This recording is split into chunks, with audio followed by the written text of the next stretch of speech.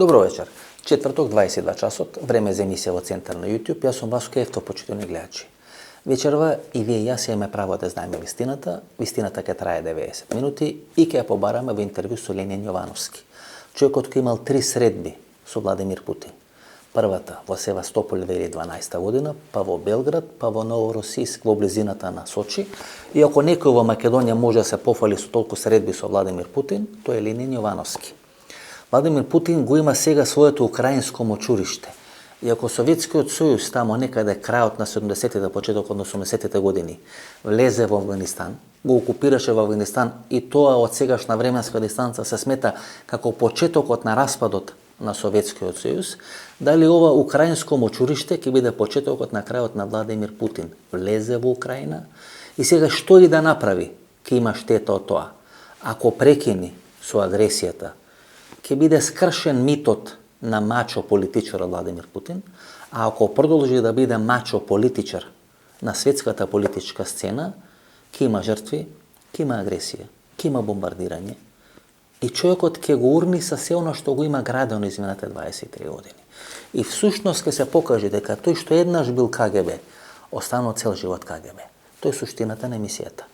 Ленин Јовановски, некаде околу 85-90 минути одлично ти останете со нас, нема да зажалите. Ленин Јовановски е еден од основачите на Нокни волци. Да научите да бидете доброволец во Украина. Не, немам таква намера. Усори, вие ќе одите доброволец ко секој ВМРО-ец од кога ќе заврши војната.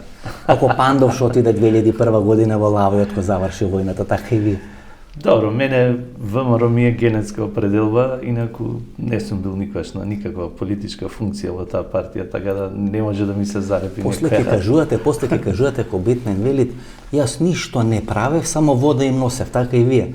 Ќе отидете од кога ќе заврши војната тамо, ќе се направи гирултија, ќе се направи хаос, како што сега се случува хаос, гинат луѓе на една, гинат луѓе на друга страна и после веќе речете, ама јас тамо само вода носев, само поминав јас тамо во Украина. Не, па за жал, тамо се случува страшни работи и не е паметно да присуствува било кој што не е тамо или не е поканен да биде тамо или нема некоја причина за да биде тамо. Сте го прочитали ова? Вика гужва во Австралија, ова го пренесо српските медиуми. Да. Јас само го цитирам, Пинк телевизија, Информер, блиски нели до Владимир Путин или до руската политика на Балканскиот полуостров. Вика гужва во Австралија, србите и македонците го бранеле конзулатот на Русија од украинците. До каде ние дојдовме, значи ние и србите одиме да го браниме конзулатот на русите во Австралија од напад на украинците. Па не знам, тоа хистерија која е. Хистерија и тоа не знам колку е оправдано. Јас го прочитав исто тоа. Го прочитате, нели ова? Да, го знам. Малку е целава ситуација неприродна заради тоа што станува да се браниме еден со друг, особено кога станува збор за рускиот и украинскиот народ кој што се малте не браќа и не знаете, доаѓаме во ситуација. Во Русија има анкета во Москва, кај што 90% од луѓето се против војна со Украина. Дури никој не очекуваше дека ќе има војна со Украина, а има анкета во Србија, предпоставам дека некои слични резултати би били во Македонија, кај што 90% србите се за војна во Украина. И тоа е парадоксот на ова што сега се случува, на хистерија која се случува тука во Македонија, во Србија, во некои, ајде да речеме, држави кај што руското влијание всушност е било најголемо во изминатиот период, тој Пендаровски го кажа председателот. И искрено, јас не можам да ги разберам таквите моменти, луѓето пак мислам дека станува збор за можеби малку и недостаток негде на интелигенција, негде можеби на гнев.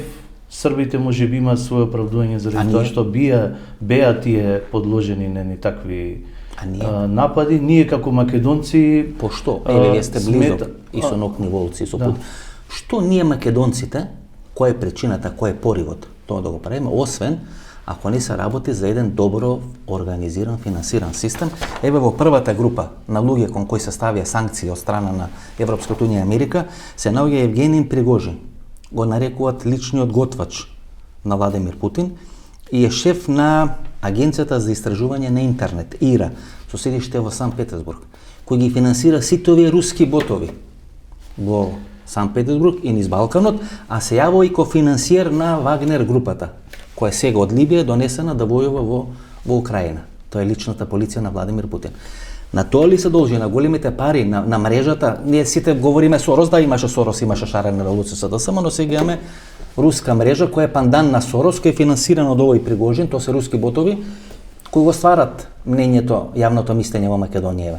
Тоа е еден од методите кои што сите, да не кажам, кои што им се може го прават тоа, од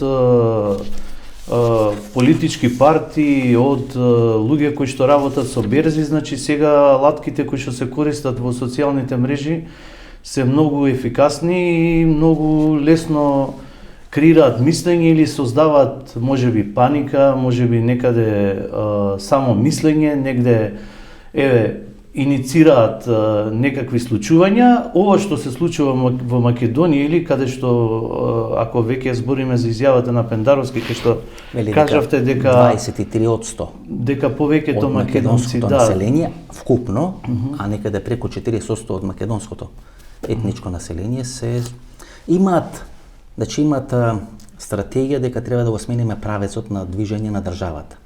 Дека стратешки партнер не треба да ни бидат американците и Европска унија, туку стратешкиот партнер треба да го бараме некоја друга адреса, првенствено Русија, а можеби Кина. Тоа е суштината. Една од причините е заради тоа што веројатно видео дека многу пати бевме излажени. Значи ова политичари што го кажува ќе влеземе, нели се спомнува повеќе датуми, ја мислам дека не се нивни лаги, него и тие самите се лажени, па они само ни пренесуваат нешто што е веќе излажено и се губи тука можеби довербата. Инаку, реално, ако трезвено размислуваме, ние сме во една зона која што не може да биде поинаква од членки на НАТО и Европската унија, сакале тоа или не, ми се допаѓало мене или не ми се допаѓало, реално нашата географска припадност и окружување во кое што сме, а и земја она каква што сме, без некоја силна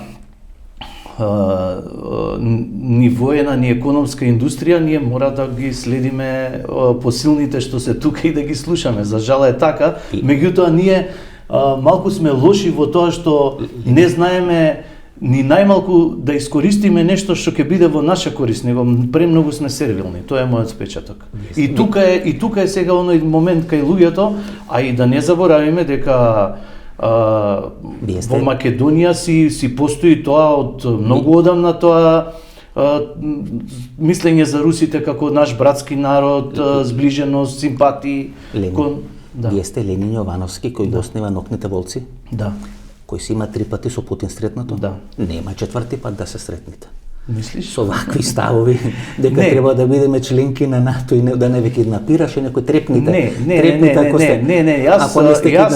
Јас тоа го зборувам за да потврдиме дека ова го кажувате со полна морална и материјална одговорност. Да, јас немам никаква да кажам да бевте потреба да бевте Русија Навални ке ве ставе у Сибир. Да немам никаква потреба, бидејќи она што го кажуваат сега политичарите или политичките партии кои што се обединети околу тоа прашање е нивно мислење, тие си имаат некои своји интереси заради тоа. Некој сака да дојде на власт, некој сака да задржи власта. Јас зборам како една геостратешка околина во која што се наоѓа Македонија. Не го кажувам тоа како сопствена желба.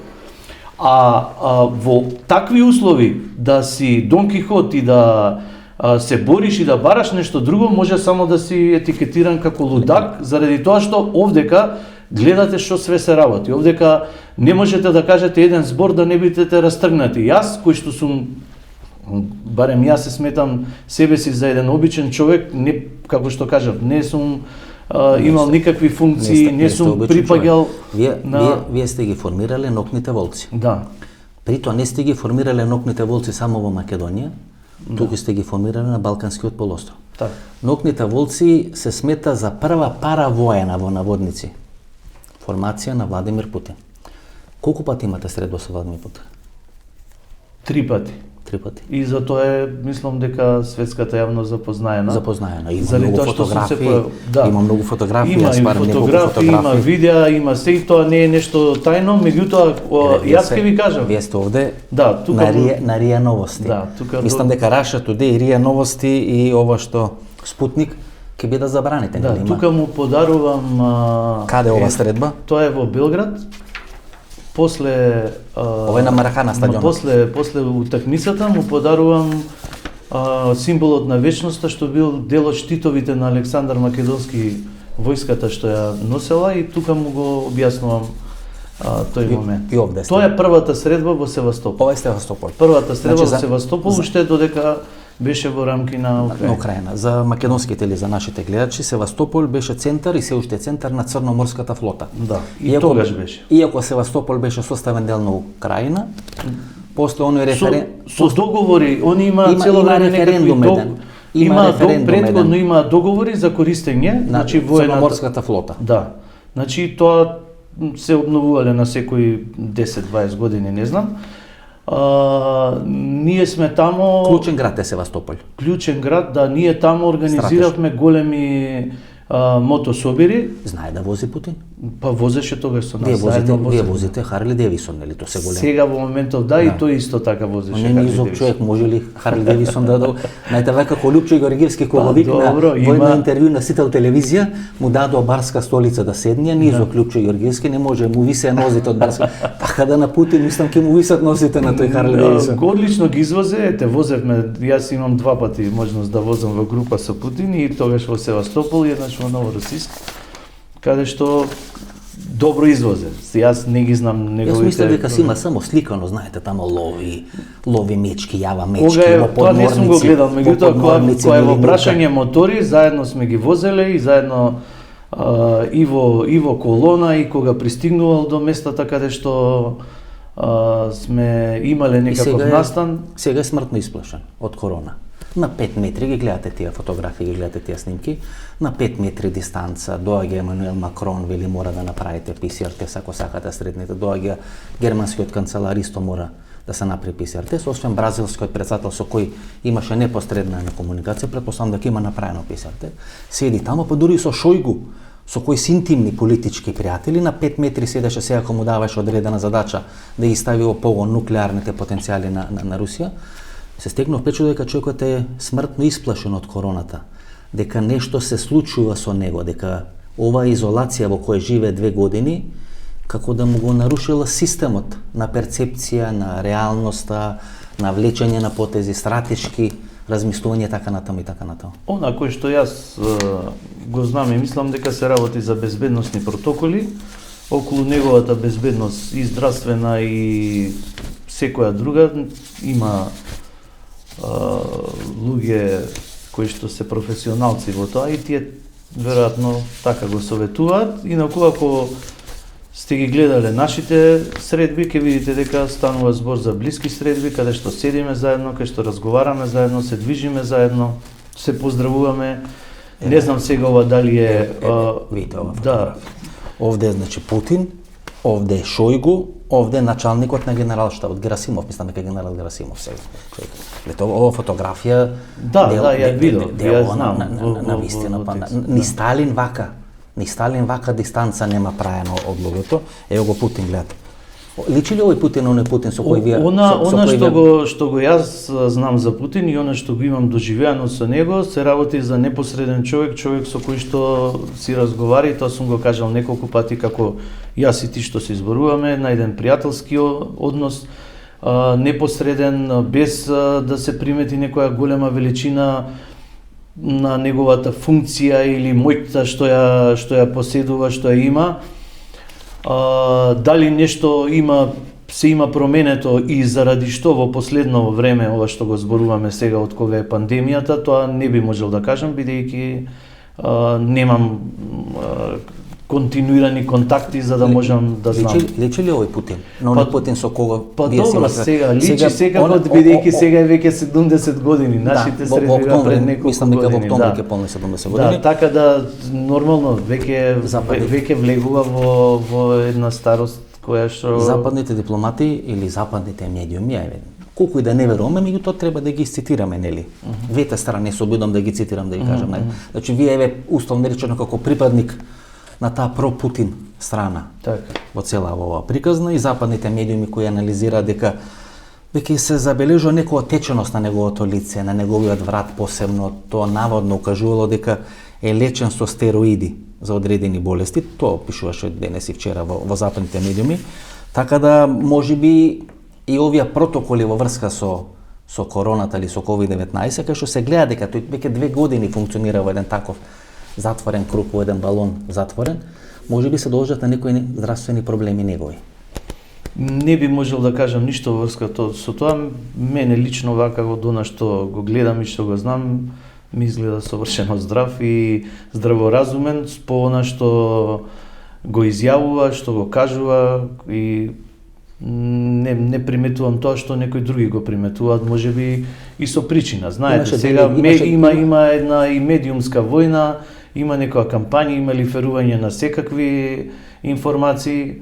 Ако гледаме реално, Русија е прилично воздржана во тој дел околу целиве приказки еден за друг. Дури во една прилика, ако го слушавте, во делот каде што Бајден беше критикуван за сенилност, иако сега не знам на последното обраќање дали го гледавте видеото каде што кажа дека никакви руски тенкови кои што ќе го забарикадираат Киев нема да им наштети на иранските граѓани. Имаше таква изјава сега. Кажете дека имаме председател на двете најмокни држави кои можеби се со сериозни здравствени проблеми. За едниот гледам, значи се покажуваат видеа каде што тоа може да се види, а меѓутоа баш беше Путин тој што демантираше дека Бајден има било какви проблеми, бидејќи разговорот со него кога имаше средба бил многу 3 или 4 сати има. Да, дека зборувал со човек кој што е со многу добар интелект. 2020 година декември Валери Соловјов кој велеше и даде одредена изјава, тој е познат академик руски, даде одредена изјава дека Путин е болен од рак на панкреас и дека има Паркинсонова болест. И неколку месеци после тоа веќе не работи во тој институт кај што претходно работеше. Сега Рубио, овој сенатор што е, кој е представник на разузнавачката заедница во Сенатот на Соединетите американски држави, пред 2 дена изјави дека тие располагаат со разузнавачки или безбедносни информации за одредена нарушена здравствена состојба на Путин. Вие сте биле со него. Значи, многу малку луѓе во Македонија, покојни Борис Рајковски имаше средба имаше Ѓорги Иванов една или две средби, Бранко Цренковски една средба и така натаму. Значи, вие сте имале најмногу прилика да контактирате, да комуницирате со Владимир Путин. Мене ми изгледа дека човекот е изолиран. Дека не е само изолиран поради короната, туку целата таа ситуација, таа параноја што направена од короната, како да го затвори него.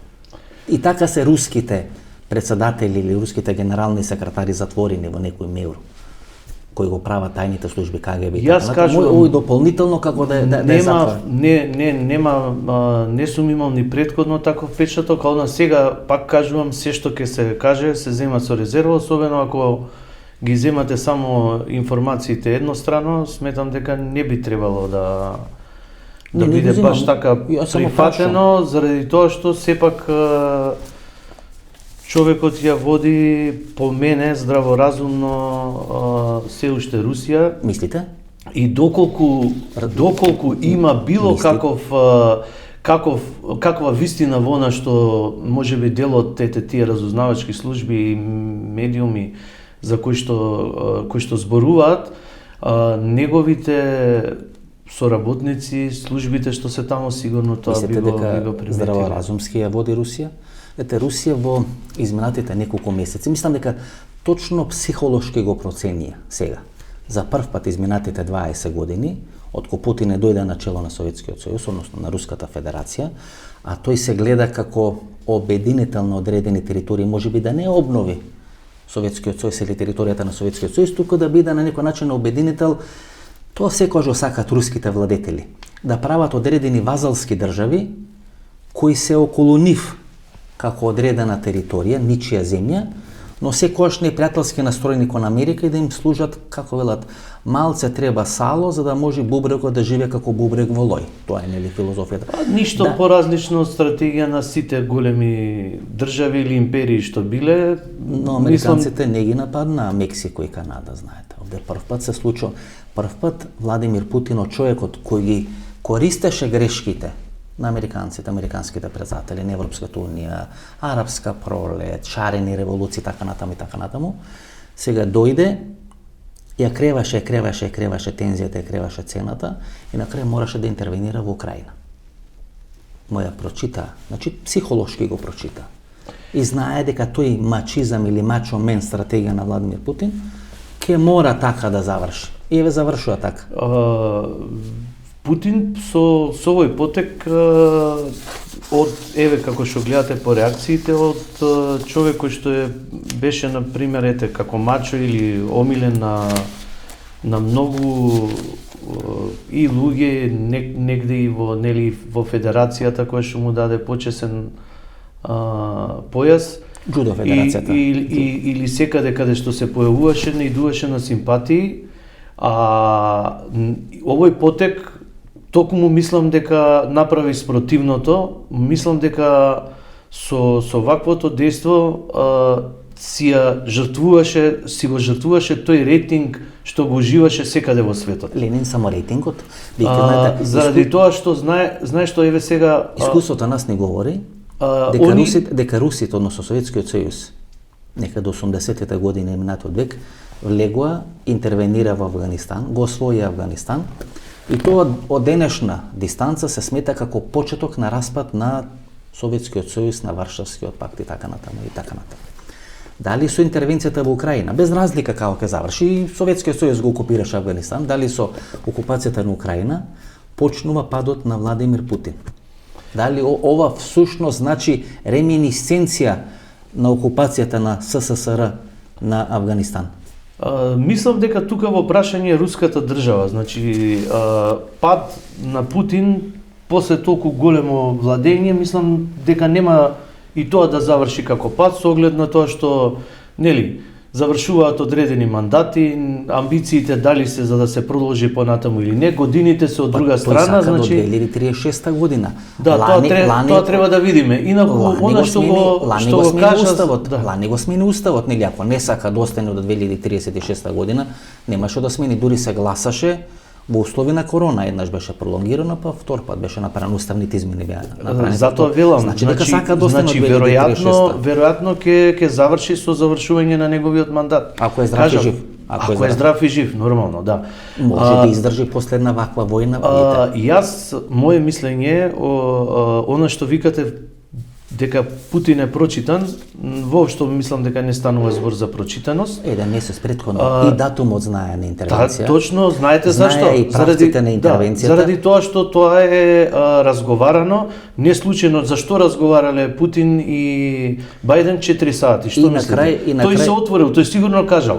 Тој кажал дека веќе таа ситуација што се случува во Украина после 7 години во Донецк, каде што според Обединети нации веќе има 3.500 околу 3.500 цивилни жртви до 2021 година. И дека таа состојба е веќе неподнослива, дека пола од војниот потенцијал на Украина се наоѓа на границата со Донецк, дека таму се убива невино население, дека таа злогласна единица или колку и да се од фашистите Азов прави зулуми таму и не може никој да спречи и да се трпи 7 години, веројатно тој се... Таа е демилитаризирана, таа единица и составен дел на украинските војни сили, војни структури. Но има многу приказни за таа. Ама еве ќе извадите вие ако сте гледале, ќе извадите...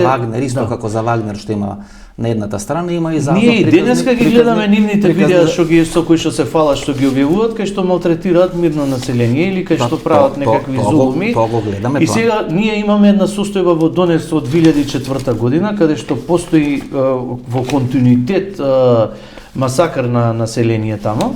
Значи не постојат услови за нормално живење и нормално е дека тоа мора да стигне до некаде до некој врв каде што тоа нема да се поднесува и да се трпи. Путин е повикан од луѓето тамо да им помогне на некаков начин, на начин на кој што може и сметам дека тој целата таа стратегија своја, бидејќи, ако го пратите исто, сигурно го пратите, договорот од Минск се заборава.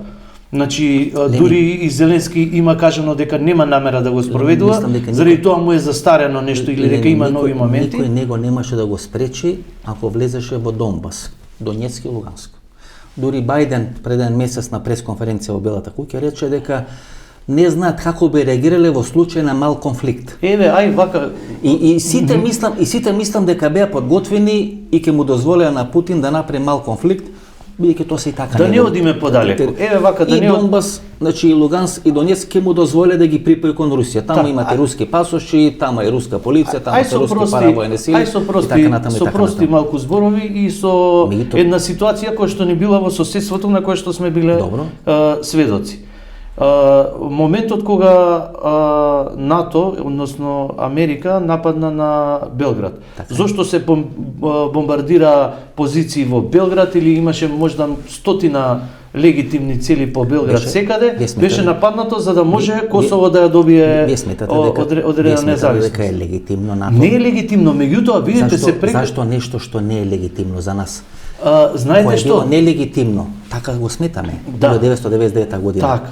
Се го земе како образец и го земе како пример. Што е по мене е погрешно. За да оправдаме одредена руска интервенција. Не станува збор за оправдување. Не може да се оправда руската интервенција на Украина. Се прекрши меѓународното право, значи и без дозвола на Обединетите нации се случи тоа што се направи на Србија и сега тоа за некого е легитимација да продолжи или да направи нешто слично. Затоа зборувам дека Путин најверојатно во разговор со Бајден многу добро се договориле. И ова сега што се случува и денеска, мислам, не сме слепи да видиме дека сите... Еве, го имаме што има праено. Значи, сите злосторства и зверства што ги има праено, не само Азов групацијата, туку го нарекувате они десен сектор. Десен сектор. Еве ги, значи, сите овие работи. Значи, и то можеме да ги цитираме. Да, ги имате вие, па сигурно, околу 3,5 луѓе, заклучно со 2021 година. Така, значи, пазите, збориме за податок кој што е признат од Обединетите нации, сигурно, вообичаено знаеш дека се тие многу поголеми бројки. Апсолутно, така е. Значи, си има тоа дека е направен Путин тога нарекува дека направен геноцид, меѓутоа според стандардите на и се обвинува дека е слаб, дека не сака да помогне, дека не може да помогне, дека се на Обединетите нации го имат животот изгубено 3000 цивили, а според извештаите на ОПСЕ, најголем број од цивилните жртви се загинати во артилериските напади. Тоа е формулацијата на ОПСЕ и на Обединетите нации. Значи тоа не може да биде основа за спроведен геноцид. И него ако тоа го третираме како спроведен геноцид, исто албанците имаат тиранска платформа. За лицемерието. Значи зборувам за лицемерието. Не можевме ние да молчиме на се што се случуваше и да се ќутиме и политичарите нигде да ги нема и никогаш никако да не реагира. Да не реагира светот, да не реагира Европска унија, односно дел од светот. Значи никој ништо да не реагира кога се прават инвазии од големиот Американската амбасада беше нападната во Македонија 1999 година. Да. И тоа беше нападнато од истите луѓе кои сега ја прифаќаат и ја слават руската интервенција во Украина. Тоа се двојни стандарди. Така е. Кога ќе видите кои луѓе ја напаѓаја 1999 година Американската амбасада, како знак на револт, како знак на протест на НАТО интервенцијата кон тогашна СР Југославија, сега истите луѓе велат браво Путин. Еве лично ако мене ама се извинувам, ама истите луѓе имаат слики на Јосип Брос Тито. Така е. И велат ние сега оправдуваме тоа што Путин го прави. По времето на Тито вие да сте оправдувале таква интервенција на Голи оток е завршеле. Значи еве јас ќе го кажам да лицемерието кое е финансирано од тој личен готвач на Владимир Путин. Овие ботови што функционираат на социјалните мрежи ги плаќа, ги рани, ги финансира, ги организира, значи тоа се гледа дека е организирано. И сега ова што го разговараме ќе дојдат 1000 луѓе кај што ќе речат уа Васко, уа Ленин, сакате у НАТО, сакате у Европска унија. Да, јас знам дека после емисијава ќе има секакви... Путин се сретна 3 пати, те купиле, те платиле за бизниси. Добро, јас... И така натаму, и така натаму. Знаете што? Тоа ќе биде. Ние се наоѓаме во една друга сфера на интерес и кој кого купувал, врбувал, кој кого вие како новинар, ако знаете, сигурно... Има тука сега, или на санкција? Сигурно службите знаат многу повеќе. Јас можам да тврдам за мене лично можам да тврдам за ноќни волци дека ние како организација дури ни за настани кои што биле од моторџишки, културен, да не кажам било каква активност да била, ние од надвор немаме добиено ниту 1 евро, ниту 1 рубља, ниту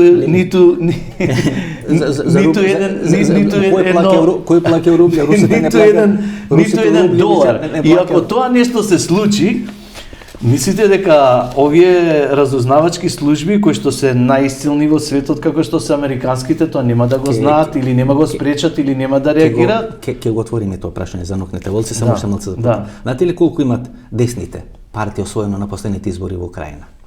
2,15% од гласовите. Значи, десните партии повеќе освојуваат на избори во Русија отколку што освојуваат на избори во Украина. 2,15% Путин користи одредена формулација за денацификација. И точно ги користи овие групации десен сектор, ова паравоена формација Азов, за да може кои што реално постои. Реално постојат, но освоиле 2,15%. А дали ако сте вие држава би дозволиле во вашата држава да дивеат неонацисти со оружје и да Јас не, но не ми паѓа на памет да интервенирам во друга држава. Тоа не е основа да се интервенира во друга држава. Како се разбуди Зеленски сега дека има проблем, а имал проблем со нацисти кои што му биле во државата и правеле воен терор врз неговото население? Пошто зборуваме за украинци, не зборуваме за некои... Значи, таа формулација да се изврши денацификација се користеше после завршување на Втората светска војна. И со таква формулација се тргна на Берлин и русите влегува во Берлин. Сега имаме начело на Украина човек кој е евреин, со еврејско потекло. Зеленски има еврејско потекло. Како вие ќе вршите денацификација кога начело на државата има човек кој има еврејско потекло? Значи сите тие тези кои Путин ги кажа како подлошка за неговата интервенција во Украина, паѓаат во вода. Не е така, зашто да го гледаме Зеленски сега дека кога ќе се зборува денацификација се гледа? Зашто да не се гледа тоа? Еве, јас би го гледал тоа како негова слабост, дека он не може да се справи со тие нацистички групи, неспособен е, па му треба веројатно некаква помош. Имаше председател. Како? Пред него имаше бизнисмен председател кој дојде од источна Украина. Исто, без разлика. Значи, зборам, тие се неспособни, значи, вие ако дозволите, еве ги, кој е оправдувањето на инвазиите што ги прави, например, Америка и НАТО? Значи, во една држава, дозволете, зборам оправдано, во една држава во која што се случува нешто, каде што се прави некаква диктатура, каде што, не знам, се малтретира населението или се појавуваат некои воени дејства, терористички организации, легитимно Америка влегува, ја врши работата таму. Ако председателот не е способен, знаеме дека Америка, јас знам најмалку, можеби нема потреба да се цитира преку 35 интервенции кај што сменила режими во државата. Америка лани се повлече од Авганистан. Не, зборувам кај што на милиарди и милиарди вложени во Авганистан. Така. И ја сватија пораката на времето. Знаете, се ние доаѓаме во една обратна ситуација. Втората некогашна суперсила не ја сваќа пораката на времето. При тоа влезе во Украина да го ослободи руското население. Украина е поделена држава. И на изборите од 1994 година Кравчук и Кучма, Кравчук победува во 13 провинции на западот, Кучма победува во 13 провинции на истокот. Дури велат дека во текот на таа изборна кампања Кучма почнал да учи украински јазик. Логички, ако Путин влезе во источна Украина, дека него ќе го доживат како ослободител. Не го доживуваат како ослободител.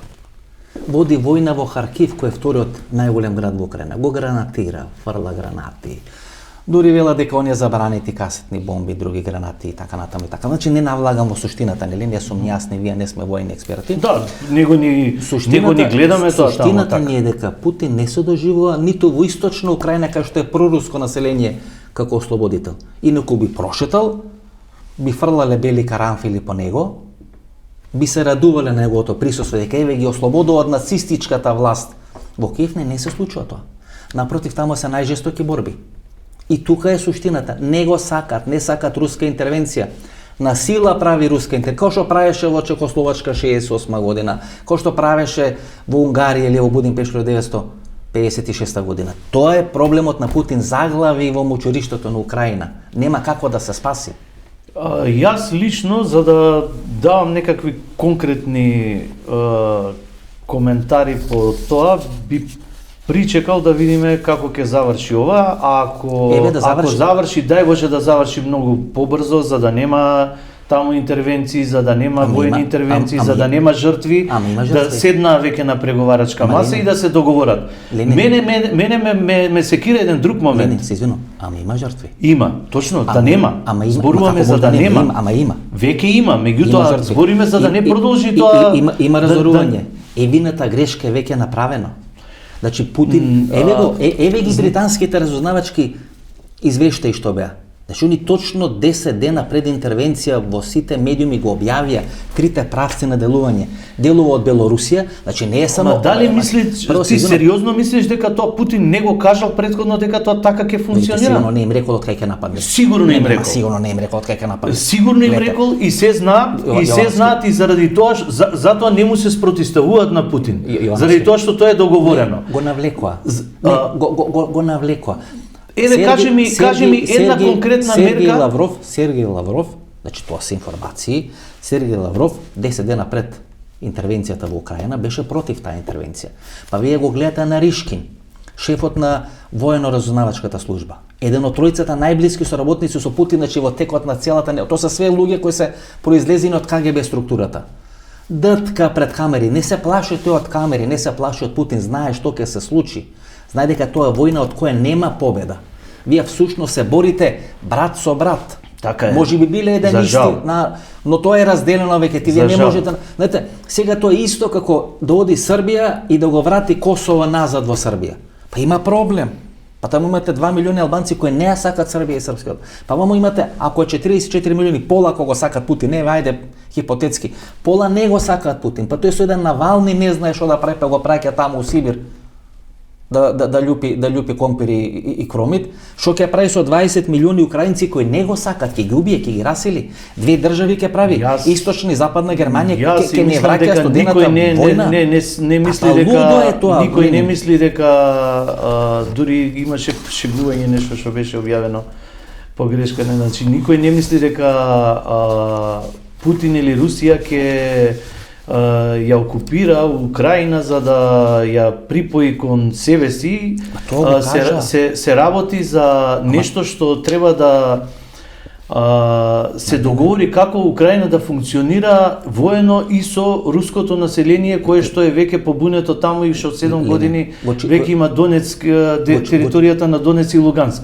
И сега во услови, она што сакам да го кажам што е многу, зашто ти викам се знае, секој знае Ама и сега не се знае. чепка ништо. Значи, Еве, во тек кога се отворени преговори, вие како страна која што не вие го зборам, еве, дел од Јасно, сум страна, значи сигурно. НАТО, Европска унија, некои земји од Европска унија од светот, значи има некои земји нели нормално што ја поддржуваат Украина и наместо да дадат некој дипломатски напор, да најдат некое решение на целава ситуација, бидејќи тие многу добро знаат дека Украина е најмалку 20 пати воено послаба од Русија, дека има противник кој што единствено кој што може да се спротистави воено на Русија е Америка и НАТО. Не постои друга држава Како ќе спортистава Трета светска војна? Не, зборувам воено. Значи Украина не може да го победи, да ги победи русите. Значи сега збориме Путин, ние Путин го ставаме кога збориме дека значи не може. И тие сега наместо дипломатски да решават, викаат ние ќе ви донесеме, ќе ви дадеме воена помош, ќе ви дадеме оружје, борете се против непријател. Како ти Васко, што ќе ти помогнам јас тебе ако ти дојде тебе некоја обучена горила која што ти знаеш дека однапред ќе изгубиш? Вие кажавте суштината. За прв пат Русија е навлечена на Кутузов стратегија од обратната страна. Постојано Русија дозволуваше да навлезат на нејзина територија и во контранапад да реагира. Прв пат сега Путин, значи ова е стратешка грешка, значи ние можеме да согласиме, можеме да не согласиме, ова е драматично стратешко промашување на Путин. Се знае 3 линии на делување. Првото е Белорусија, таму се стационира од 90 до 150 илјади војници, тоа се стационираат изминатите месец дена. Така. И Путин постојано говореше дека тоа е за војна вежба, значи овие точно го проценија дека не е за војна вежба, туку е за интервенција во Украина.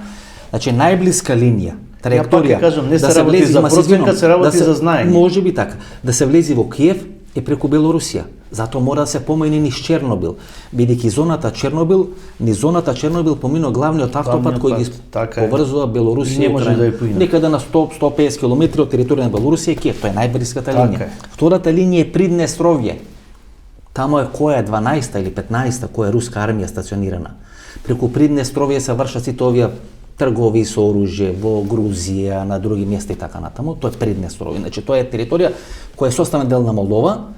Учествуваат во фудбалското првенство на Молдова во Тирасполј, меѓутоа нема Молдова никаква ингеренции врз таа територија на Приднестровје. Значи преку Одеса треба таа територија да се поврзе со Руската Федерација и да се влезе во источна Украина. Значи тамо да се Миросполј, она што се вика пристаништето, да се спои копнено, да не биде оној мост што го спојува Крим со руската територија, туку тоа да биде, тоа сите го знае. И оној мал конфликт ќе му го дозволеа во источна Украина. Не, тој влезе Киев. Па Киев не е Осетија. Па вие ќе бумбате тамо бомби во Осетија, па никој нема да ве гледа, па ќе стигнете до Тбилиси. Не е Нагорно Карабах. Киев е град на суверена држава, кај што Евровизија се случила. Европско првенство фудбал се случува. Не може дојдете да фрлате бомби како во Сараево пред 30 години овие на Радован Караџич или не знам на Али Изетбеговиќ.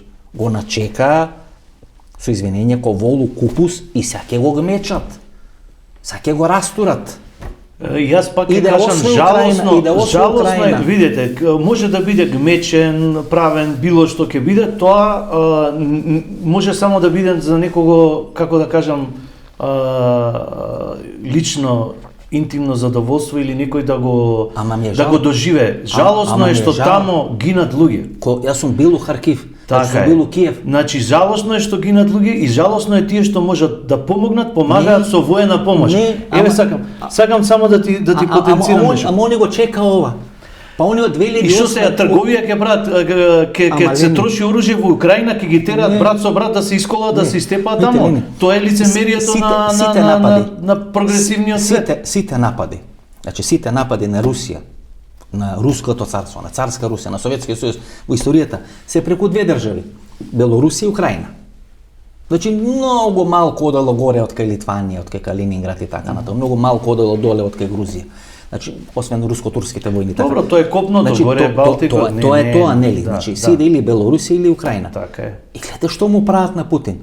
Го трошат и у Белорусија и го трошат и Украина. Значи, смислено го навлекува во целата ова игра, тоа цело време се обидам да го направам. Не е договорно. Договорно е кога го своеше делот на источна Украина, Донбас. Може би и Харкив ќе му даде поради таа воена индустрија што е таму направена, тоа е сепак 1.700.000 жители град. Овој го навлекува. Луѓето него почнува да се плашат од Путин. Тука е проблемот, вие гледате. Шојгу, министерот за одбрана, седи умека с големија борбената готовност на нуклеарните потенцијали, исплашен човек.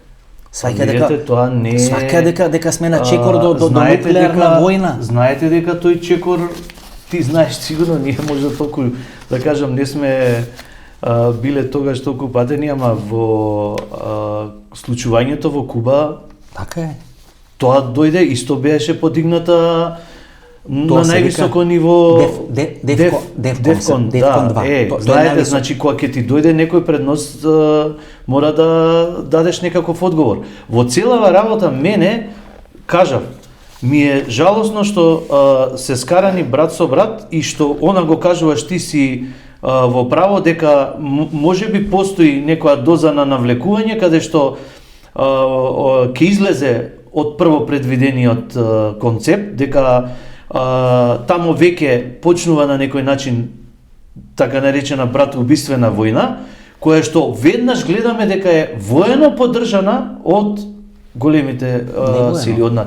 Воено, да, со испорачување на воена опрема, на оружје, Украина ја пумпаат со оружје да си ги потрошат прво залихите што ги имаат, пошто ќе треба да прават нова, нели индустријата треба да работи. Како прво, второ, што ќе даде НАТО и Европска унија на Украина од воена помош, кога ниту еден украински војник, пилот на авион не е обучен за нивното вооружување. Не може да го користи. Сега нешто од Бугарија може да земат авиони. Бугарите, колку што разбрав, не дават. Не дават нешто во Словачка, нешто во Унгарија има. Што покажува тоа? Има мигови и сухои, значи нема други. Значи не можете дајте им 100 авиони, џабе кога не може ги користат. Значи затоа треба да се направи дипломатски притисок на двете страни, зборам, да престанат воените дејства, да седнат на маса и да не ги пуштат да излезат додека не се договорат. Вие спомнавте зголемена нуклеарна готовност или опасност. Да, тоа кој да ви го каже? Ја што не се разбирам, што сум обичен човек, постои вознемиреност.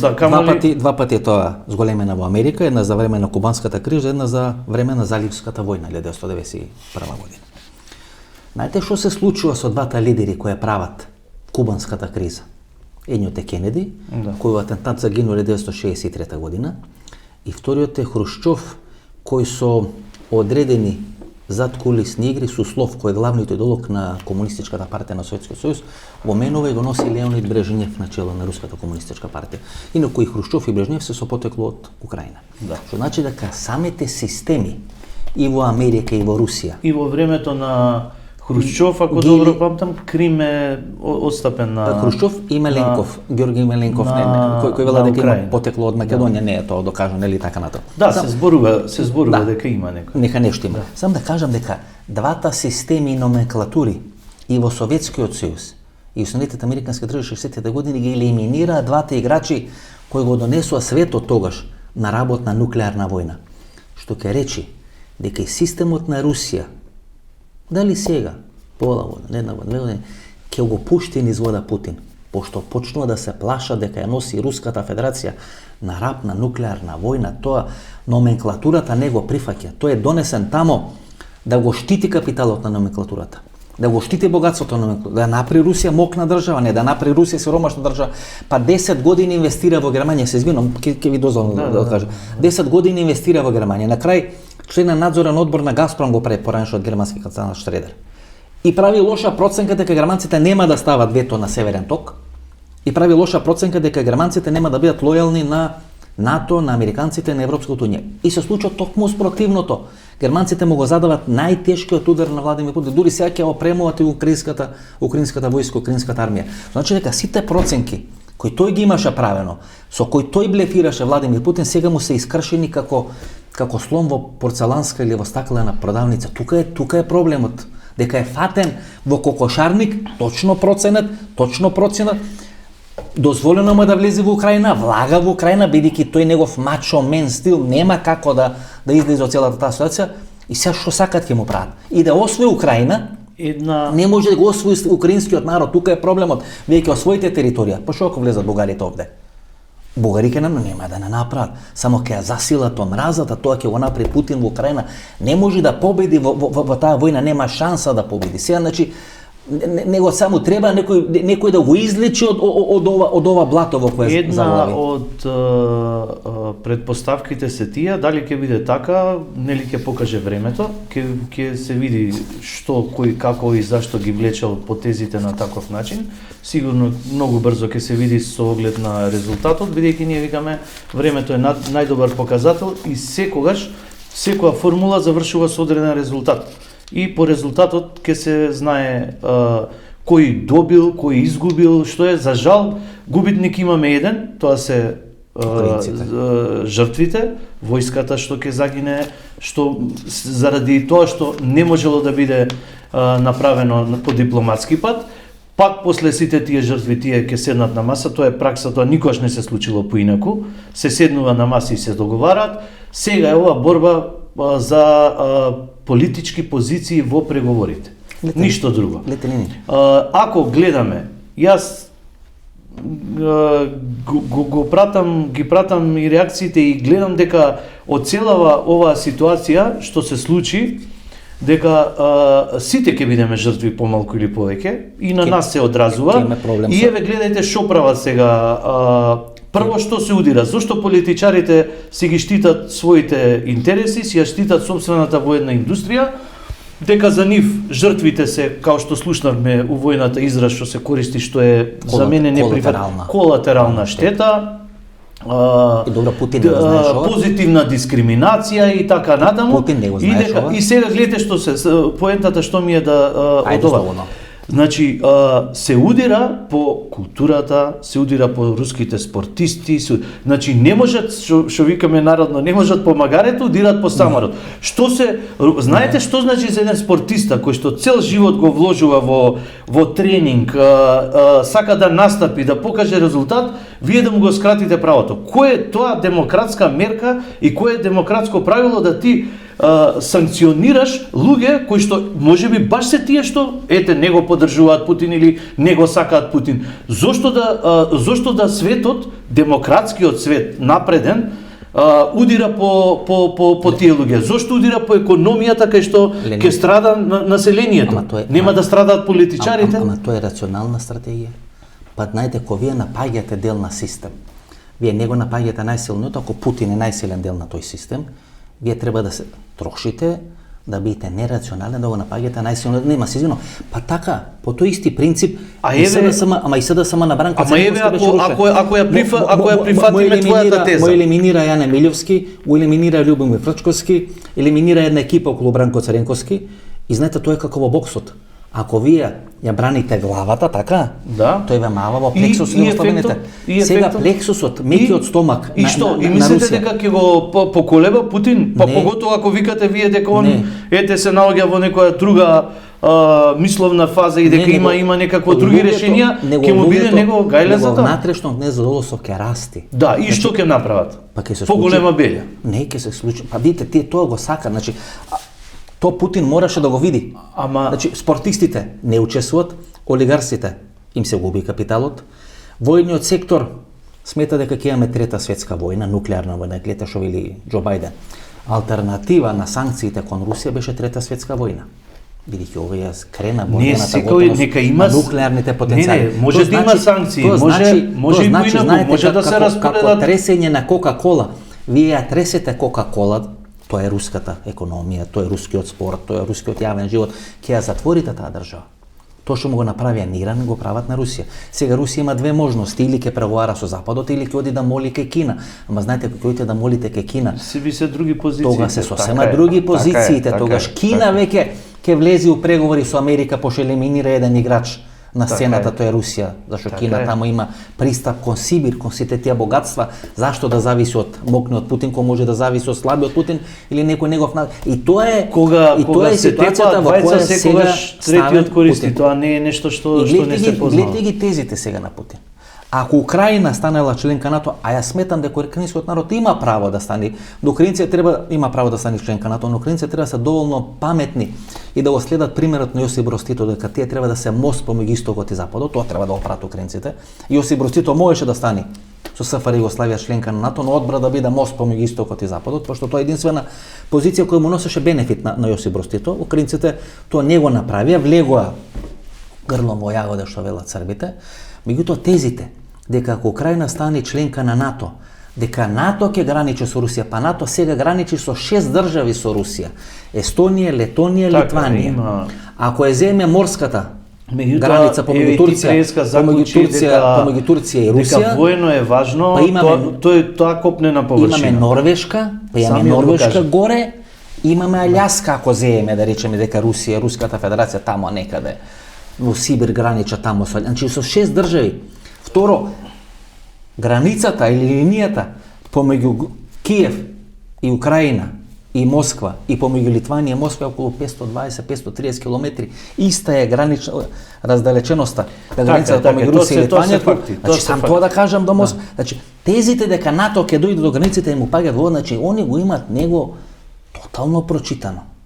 Прв пат големиот блефер, условно речено коцкар, покер играч, најдобар во светот, е фатен со симнати панталони. И сега ќе бомбардира, ќе гранатира, ќе разорува тамо, бидејќи ако сега се повлечи, ќе се сруши митот на големиот Путин. Тоа е целата работа, што сакам да ја кажам.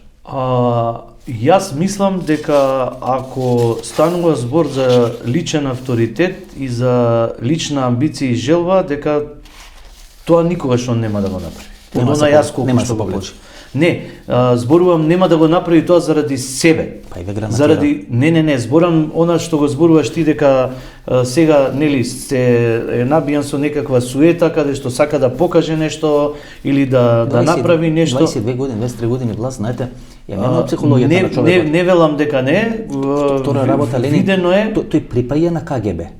Сите структури разузнавачки на крајот на нивниот живот завршат у параноја. Пошто сами знаат што све правеле додека биле разузнавачи. И додека сте млади, нервниот систем тоа може да ви го контролира, не велам дека нервниот систем, мислам да се разбереме, значи, но сам да кажам дека сите тие разузнавачи на крајот на нивните животи завршуваат во одредена некој ги следи, некој ги прати, ама да не заборавиме дека многу по, да кажем, и помали и по неорганизирани држави со помали како да кажам капацитети воени во смисла на људство или во да кажам генерали или политичари или било што не би дозволиле да се случи такво нешто бидејќи 7 дена трае интервенцијата во Украина. Се бомбардираат градови. Покажува снимки на телевизиски антени или телевизиски кули. Покажува снимки на деца кои се ранети, кои се повредени. Покажуваат војници. Покажуваат заробени руски војници, значи се омаловажува силната руска армија, митот на непобедивост на Путин, авангард ракети, килибар ракети, значи така. Тама работа да се употребат сега. Некои се имат употребени се така почна на војната интервенција на Русија. Знаете што, она што не е добро, реков, она што не е добро и јас ако нешто не ми се допаѓа е она што го спомнавме на почетокот дека за матрица се зема нешто што се случи во Србија и со Косово. Нешто што не би требало да е така и јас кажувам дека сега де јуре не, меѓутоа де факто со ако веќе алибие Србија и Косово за она што се прави сега дека де факто е признавање на Косово и она што се случи во Србија како легитимна акција на НАТО, за кое што сметам дека никој нема да се сложи. И тоа е таа лоша пракса што сега ако тоа се зема како оправдување за да се постигне целта, навистина е погрешно. Ќе речеме дека навистина е погрешно според мене. На Нагасаки фрлеле бомба 45-та, па може да фрли сега. Но суштина, што е суштината? Дека еден комичар како Зеленски му е зема ролјата, му е зема славата на Путин. Чаламот му го зема на Путин. Путин кој секојаш беше играч и ште. Васко, збориме како да е завршена работата. Не е така, значи не може, значи Зеленски треба да е свесен дека не може да се бори со джин и дека ако он сака нешто да направи, треба тоа да го направи со многу поголема поддршка од тие што наводно го поддржуваат. И он му вели на Путин, тука сум, не бегам, дојди апсиме, дојди убиме, значи славата му е зима. Значи звездата Зеленски се појавува во село Мастинеста тамо, мајца на CNN, вести во живо. Значи целиот чалам на големиот Владимир Путин му е земен. Значи украинскиот народ, знаете, што нас ни прават бугарите со оние снимки цар Борис кога доаѓаше во Скопје во Охрид. Па ни покажуваат како бил дочекуван, па како фрлале цвеќиња, па како луѓето во шпалери наредени на улиците ја дочекувале ослободителната војска на царска Бугарија. Ние многу знаевме кога чекаме, ќе не соберат од школа, ќе застанеме, ќе ни дадат цвеќиња. Вака Путин очекуваше славодобитно да биде дочекана руската армија во источна Украина и тоа не се случува. И еден Зеленски, комичар од Зеленски испадна поголем играч од Владимир Путин. Тој може Киев да го освои. Може цела Украина да освои. Може да ја подели Украина. Што сака може да направи сега? И изгуби медиумската војна. И изгуби имиџот за медиумската војна би се сложил, пошто гледате све што се прави. Сега ние немаме се сруши митот на големиот Путин кој може да испрати во пензија 10 американски претседатели. Така е, исто така се сруши митот на големата демократија, демократските капацитети на државите, на НАТО, на Европска унија, кои што во овие моменти цензурираат, санкционираат, прават се што е само не е демократија. И тоа го прават против обичниот народ. Сите да страдаат, и тоа не е современ демократски капацитет. Ги бираат фактите што нив ги интересира, значи со кое право ме ограничуваат да ги слушам лагите на Америка и евентуално лагите на Русија. Значи јас сакам да слушам две лаги и да видам што од тоа кој поише ме лаже. Се смени улогите. Ако 20 години Путин нас ни велеше и за име, и за презиме, и за односи во Црна Гора, и за односи Србија-Косово, гледате што ви прават американците, и го креваше нашето незадоволство или незадоволството на македонската, српската, црногорската јавност од тоа што го прават американците. Сега се сменија ролите.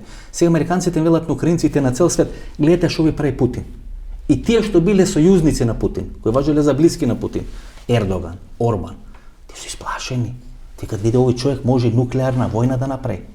Сега Орбан и Ердоган се поврзуваат со НАТО, тие не бегаат од НАТО сојузот.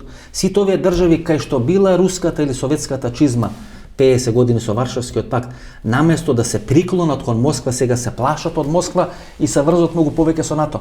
Тоа се стратешките сериозни промашувања на Путин. Он е изолиран човек и ја прави Русија изолирана држава. Русија не може да издржи да биде изолирана. Од времето на Петар Велики Русија прави се да биде европска држава. Па во времето на Путин со Дугин, со целата таа камарила праве одредена фатаморгана дека таа ќе биде евроазиска држава. И на крај ќе ја направи азиска држава, бидејќи само со азиски држави ќе може да функционира. Тоа е карамбалот стратешки во кој влезе Владимир Путин. Сега треба американците да го спасуваат. Тука е најголемиот парадокс на Путин. Проба да направи конфликти во Америка, инвестираше во Трамп, правеше да, сега треба американците да клекне, да баци рака кај американците, за да американците го притиснат комичарот да потпиши договор кој ќе може да ја спаси честа на големиот Владимир Путин. Тоа е парадоксот. И тоа е колапсот на Владимир Путин. Јас пак ќе речам, мислам дека е рано да се констатира како сето ова ќе заврши.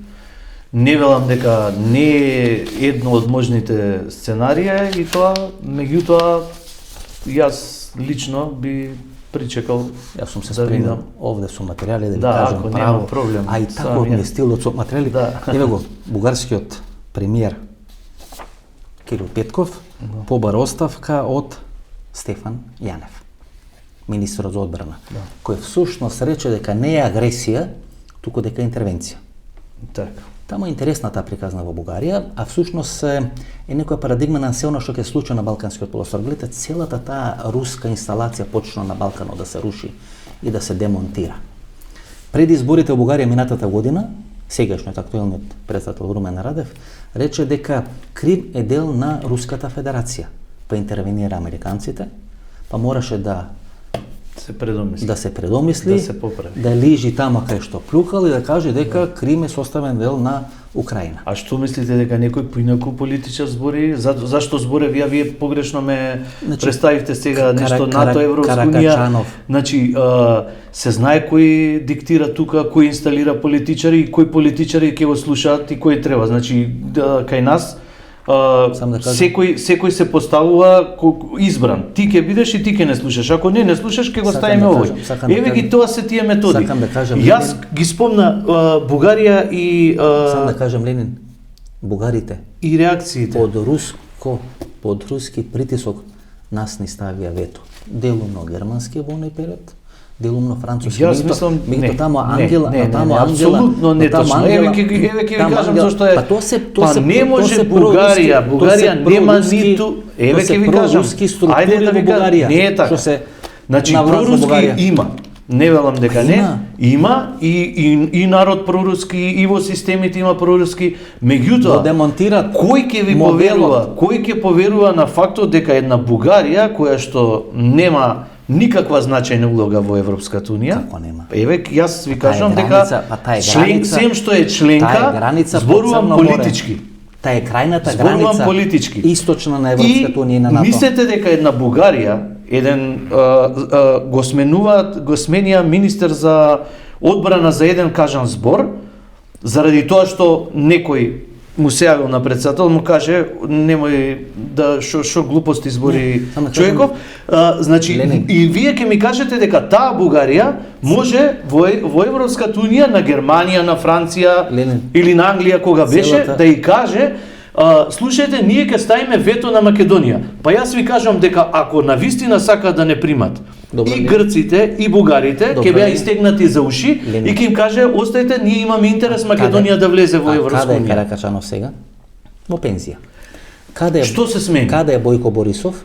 Каде е Бојко Борисов? Па тие не скара нас. Еве јас ќе ви кажам во тешка опозиција со кривични пријави врз глава.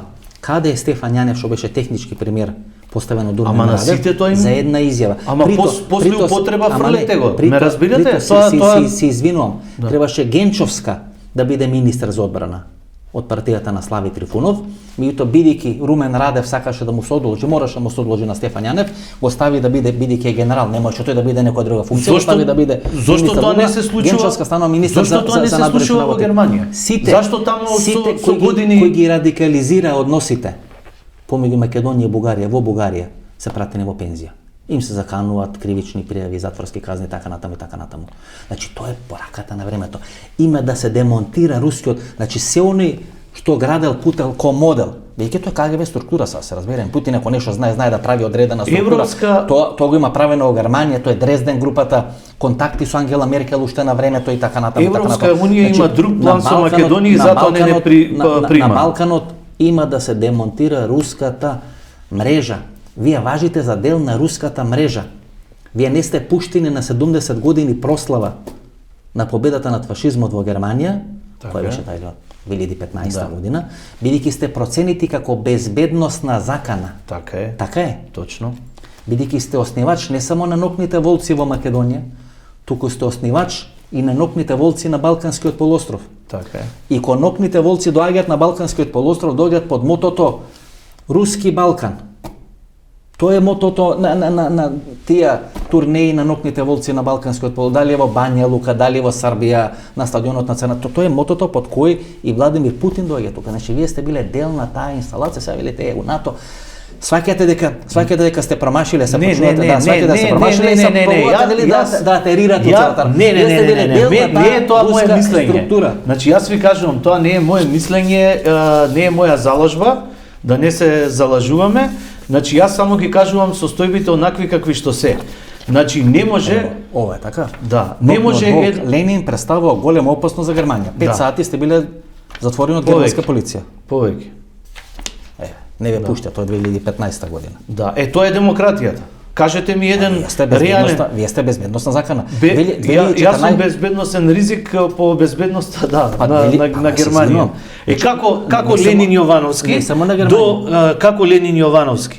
Ово истиот што го покажа на сликата, кај што е апсен во Германија и не му е дозволено да учествува на еден собир кој што е организиран во Берлин со сите нормални протоколи, со присуство на сите луѓе, баш Ленин, човек кој што има блиски врски со германската амбасада, кој што е гостин и заедно гледа со вработените од амбасадата, вози мотор заедно, гледа утакмици во германската амбасада, учествува на нивните инвенти кога организирале нешто, има блиски на кога организираат и надвор од амбасадата сум бил поканет и присутен на тие нивни настани, може да представува безбедност. Тоа беше друга порака. Значи не се однесува на Ленин Јовановски и на нокни волци Македонија. Може би сте играч од кај да знаеме. Може би и тоа вите господин Ленин.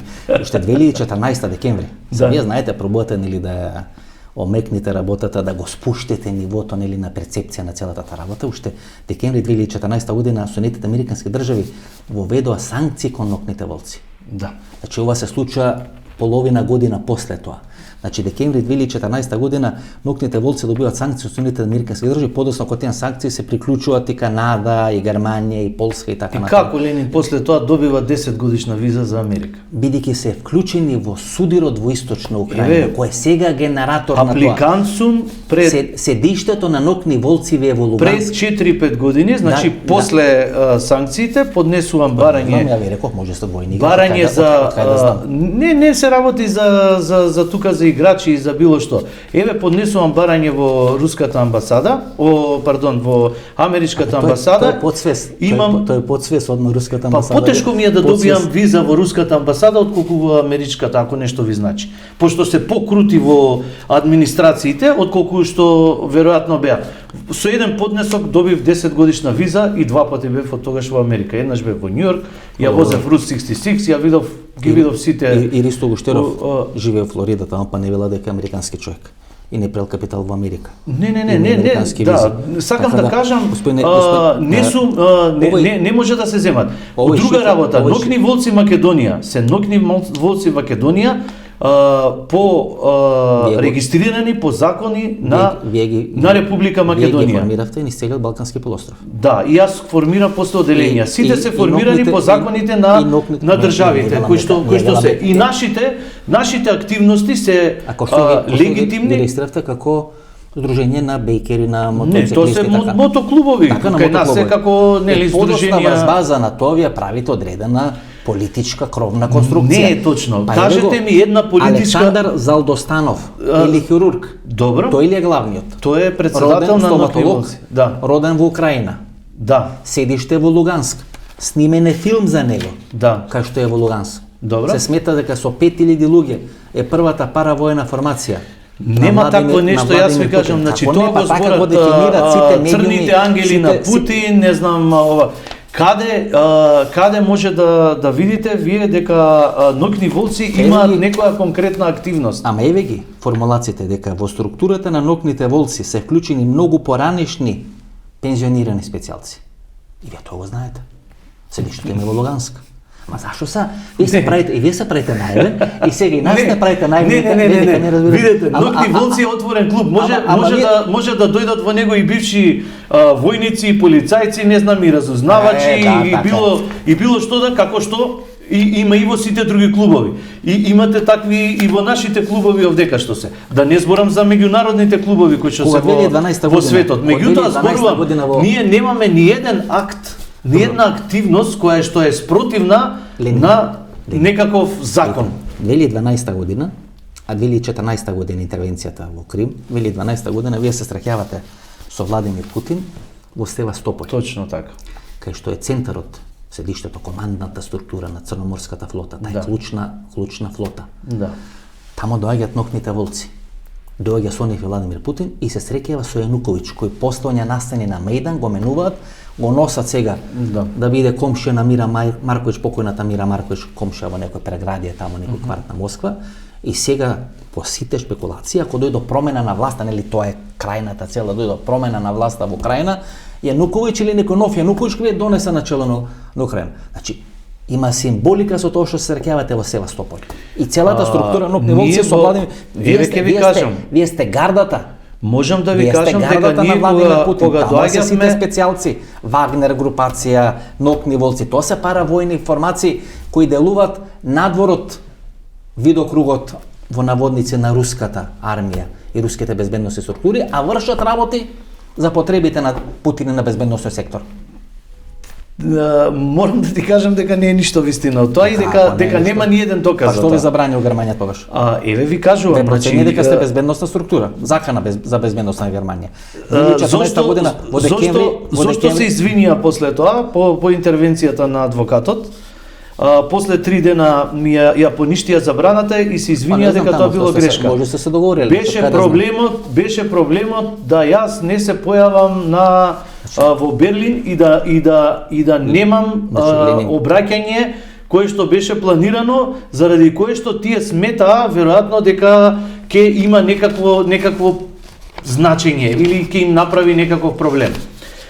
Друго немало. Значи, Нокните волци се проблем, а Ленин Јовановски не е проблем.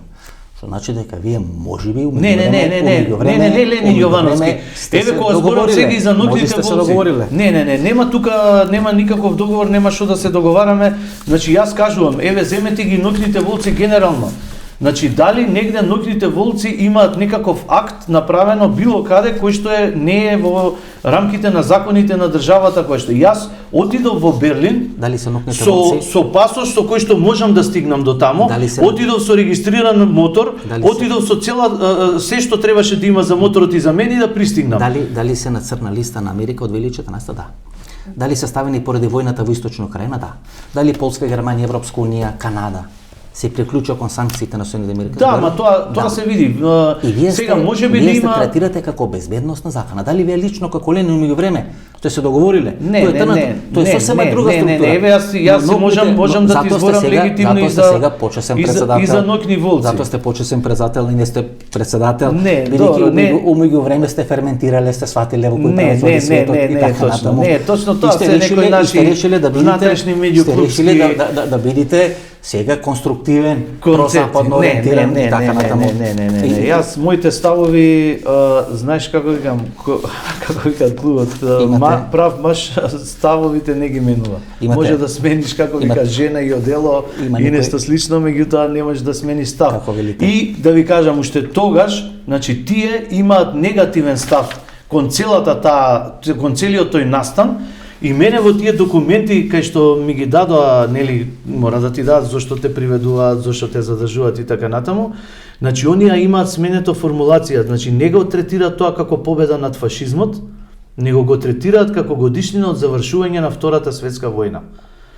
Што им смета на нив и не знам дали ја пратиш таа терминологија и сега колку сака тоа да се значи зошто им смета? Па против фашизмот било тоа. Значи цел свет се бореше против фашизмот, не се бореше да заврши Втората светска војна. Доаѓаме на мојата теза. Кој е главниот проблем на Бугарија меѓу другото? Трите главни проблеми. Едниот е дека бугарите не биле фашистички окупатор. Кој ја велам дека Германија стоела зад политиката на Бојко Борисов. А кој прифаќа дека не се фашистички окупатор? Кој го прифати? Значи доаѓате на мојата теза. Значи ви имате значи на го прифати пак нашите политичари го прифаќаат тоа како теза. Уште не е прифатено. Имате еден став на Facebook, хајде да завршуваме. Па како нели брусеа тамо правеа, пишува. Тоа е веќе пензија. Се бави тамо со електрична енергија, може да формира невладини организации, да пише книги, мемуари и така натаму, тоа е веќе минато во политиката. За да збориме аргументирано треба да има еден акт. Имате Facebook статус. Ова е конгресот на ВМРО ДПМН. Не е конгресот на ВМРО ДПМН. Изборот на Христо Мицкос. Тоа не. Ова е на добивам награда од Златна буломара во име на моторџиите сопруг и сопруга што 12 декември сте го објавиле 2021 година. Да, добро, мислам може како слика е објавено на 12 декември 2021 година, еден ден пред. Иначе никад не сум се обратил на конгрес, не сум имал никогаш никаква политичка ниту партиска функција. Тоа се обратили овој Facebook статус, велите не сум љупчовист, не сум горевист, не сум немицковист, јас сум човек на ВМРО. Ама точно ви го одбрали името Ленин. Вие сте значи од роđење за ВМРО. Значи нема поголем ВМРО-вец од Ленин кој е во мавзолеот закопан во центурот на Москва. Значи русофили и удбашки структури ги имат начукано у таа партија. ВМРО не можете глава да крените, значи Ленин. Јас сум горд на името што го носам. Уште Сталин да го донесе. Па има и Сталин да биде за ВМРО и цело политбиро на Руска комунистичка партија ќе биде запикана. Сега имаш и ти еден, па не си предодреден за генерал, нели имавме Карангелевски. Да. Така да името си е име, значи тоа е имате Facebook статус. Па дури некои еве комунисти може да ме направат. Значи јас сум човек на ВМРО и требаше да дочиташ дека јас не служам на личности, него и служам на Македонија. Да. Чистокрвен ВМРО-вец. Значи апсолутно во крв. Значи јас ќе ви кажам неколку до петто колено, така е. Петто колено ВМРО-вец, затоа така е. Значи еден од моите прадедовци е носител на Илинденска споменица, учесник е во Илинденското востание. Имам исто на мајка ми, дедото е исто комита. Имам ВМРО, новото ВМРО во Македонија што е формирано во куќата на моите роднини во Горно Лисиче, така да си влечам јас ВМРО-ски корени. Од Горно Лисиче, така? Популарниот Бозо. Бозо, да.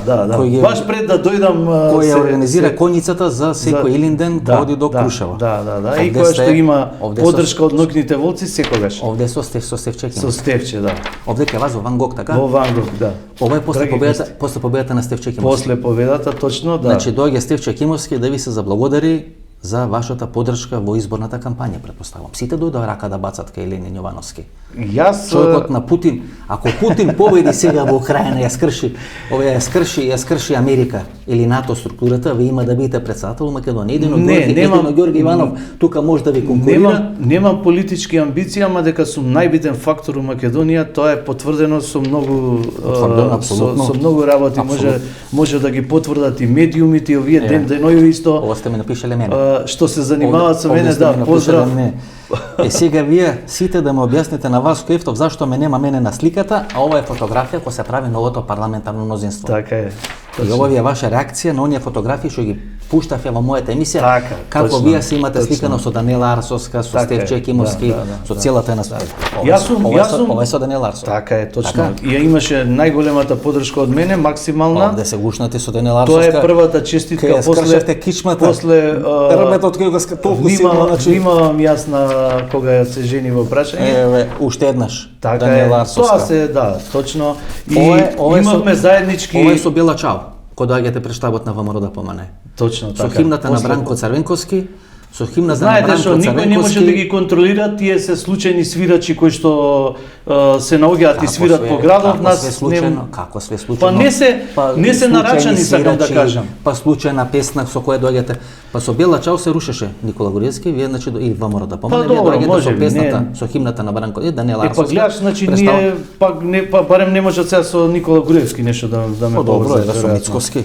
Овој тука до вас го познаате, нели?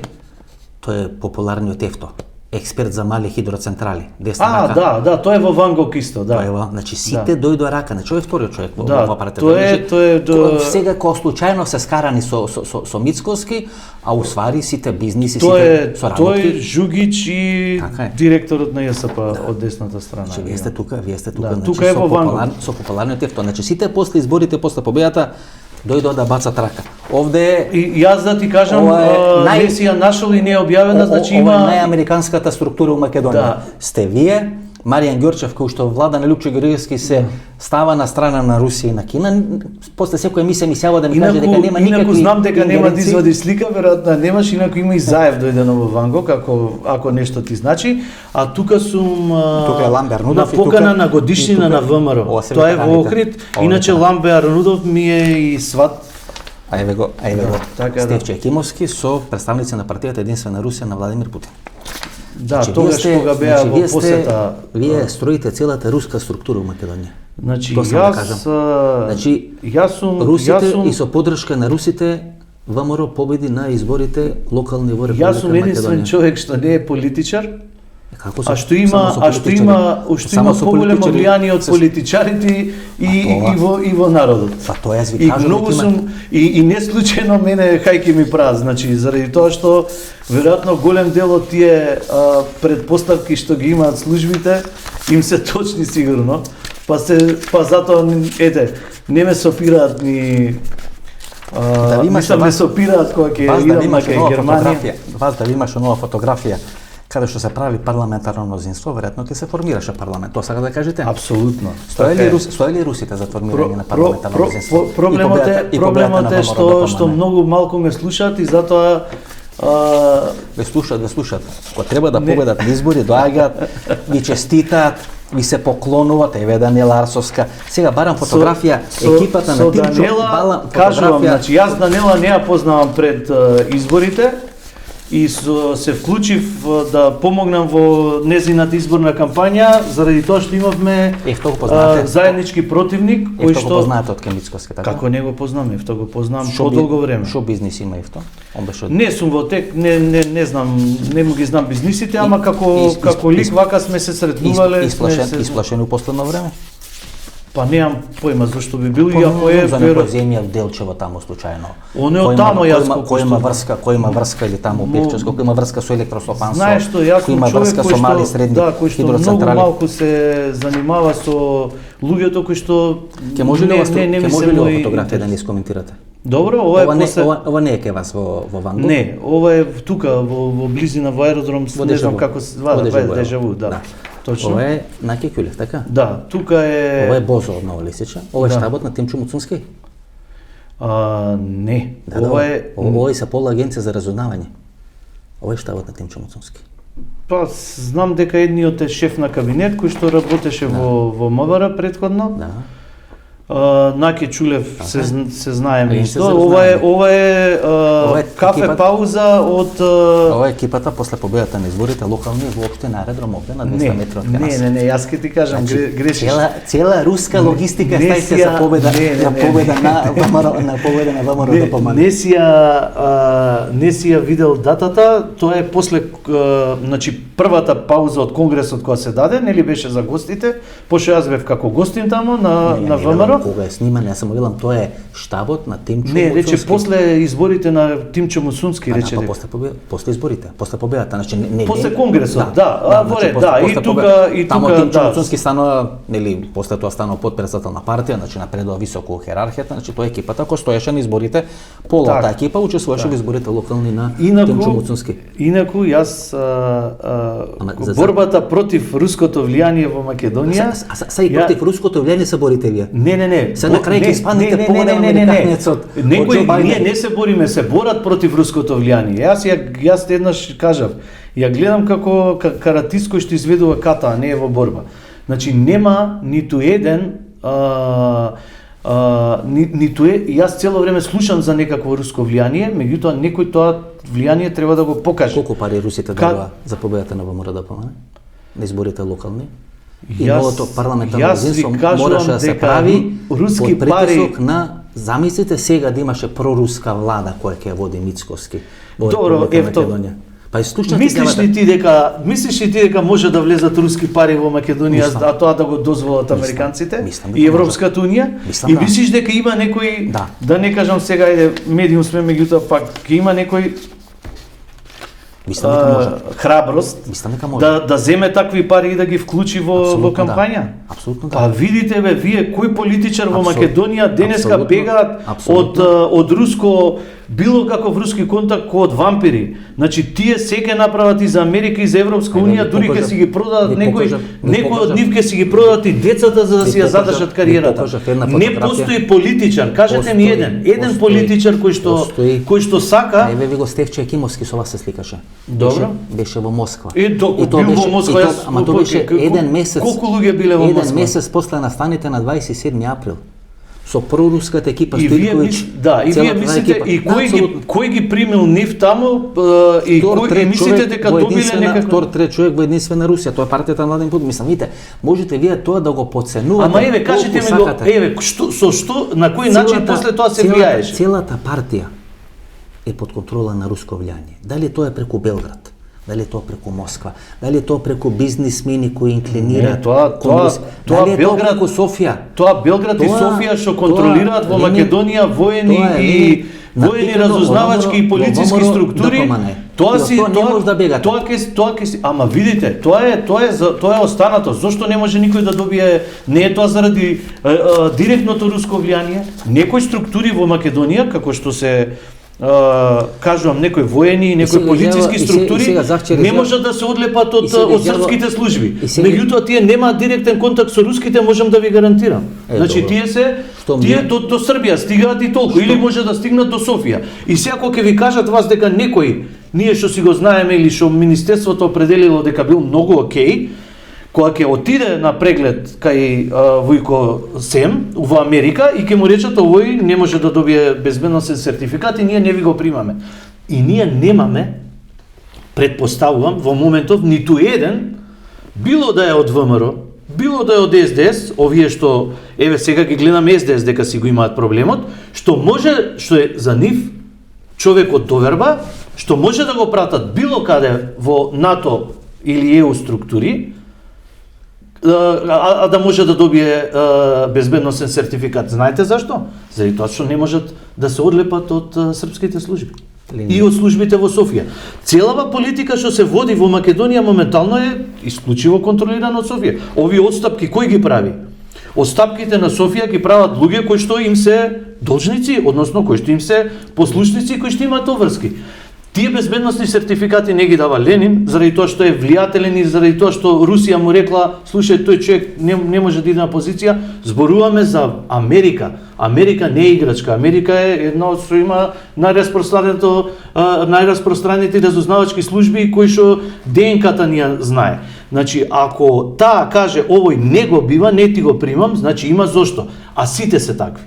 Епа треба малку да си размислат со кои луѓе си имаат работа. 1 сат и 26 минути. Имаме одлично интервју. Прашавме Баш све. ми е драго. Не гледате толку материјали, покажаме фотографии.